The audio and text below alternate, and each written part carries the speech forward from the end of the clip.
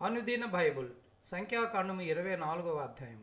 ఇశ్రాయేలీయులను దీవించుట యెహోవా దృష్టికి మంచిదని బిలాము తెలుసుకున్నప్పుడు అతడు మునుపటి వలె శకునములను చూచుటకు వెళ్ళక అరణ్యం వైపు తన ముఖమును త్రిప్పుకొనెను. బిలాము కన్నులెత్తి ఇశ్రాయేలులు తమ తమ గోత్రముల చొప్పున దిగియుంటుట చూచినప్పుడు దేవుని ఆత్మ అతని మీదికి వచ్చెను.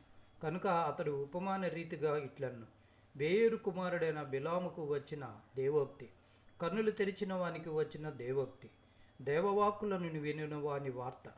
అతడు పరవశుడై కన్నులు తెరిచినవాడై సర్వశక్తిని దర్శనం పొందెను. యాకోబు నీ గుడారములు, ఇశ్రాయేలు నీ నివాస స్థలములు ఎంతో రమ్యమైనవి. వాగుల వలె అవి వ్యాపించి ఉన్నవి. నదీ తీరమందుల తోట వలను, యెహోవా నాటిన అగరు చెట్ల వలను, నీళ్ల యొద్దనున్న దేవదారు వృక్షముల వలెను అవి ఉన్నవి. నీళ్లు అతని బొక్కెనెల నుండి కారును. అతని సంతతి బహు జలముల యొద్ద నివసించును. అతని రాజు అగగు కంటే గొప్పవాడగును. అతని రాజ్యము అధికమైనదగును. దేవుడు ఐగుప్తులో నుండి అతని రప్పించెను. గురుపోతి వేగం వంటి వేగము అతనికి కలదు. అతడు తన శత్రువులైన జనులను భక్షించును. వారి ఎముకలను విరచును. తన బాణములతో వారిని గుచ్చును. సింహము వలెను, ఆడు సింహము వలెను అతడు కృంగి పండుకొనెను. అతన్ని లేపువాడెవడు? నిన్ను దీవించువాడు దీవింపబడును, నిన్ను శపించువాడు శపింపబడును. అప్పుడు బాలాకు కోపము బిలాము మీద మండెను కనుక అతడు తన చేతులు చరుచుకొని బిలాముతో, నా శత్రువులను శపించుటకు నిన్ను పిలిచెతిని, కానీ నీవు ఈ ముప్మారు వారిని పూర్తిగా దీవించితివి. కాబట్టి నీవు ఇప్పుడు నీ చోటికి వేగముగా వెళ్ళుము. నేను నిన్ను మిక్కిలి ఘనపరచెదనని చెప్పి తిని, కానీ యెహోవా నీవు ఘనత పొందకుండా ఆటంకపరచెనన్ను. అందుకు బిలాము బాలాకుతో, బాలాకు తన ఇంటెడి వెండి బంగారములు నాకు ఇచ్చినను, నా ఇష్టము చొప్పున మేలైనను కీడైనను చేయుటకు యెహోవా సెలవిచ్చిన మాట మీరలేను.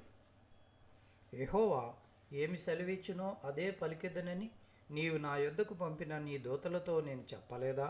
చిత్తగించుము, నేను నా జనుల యొద్దకు వెలుచున్నాను.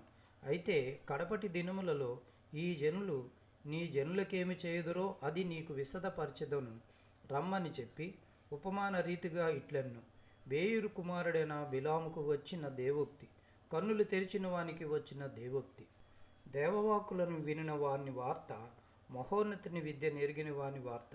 అతడు పరవశుడై కన్నులు తెరిచిన వాడై సర్వశక్తిని దర్శనం పొందెను.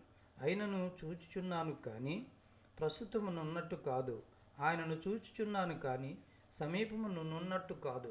నక్షత్రము యాకోబులో ఉదయించును, రాజదండము ఇశ్రాయేలులో నుండి లేచును.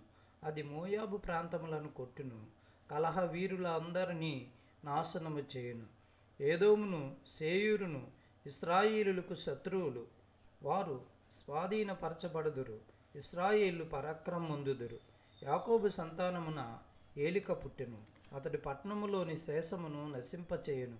మరియు అతడు అమాలేకీయుల వైపు చూచి ఉపమాన రీతిగా ఇట్లెన్ను: అమాలేకు అన్యజనులకు మొదలు, వాని అంతము నిత్యనాశనమే. మరియు అతడు కేనీయుల వైపు చూచి ఉపమాన రీతిగా ఇట్లెన్ను: నీ నివాస స్థలము దుర్గమమైనది, నీ గూడు కొండ మీద కట్టబడి ఉన్నది.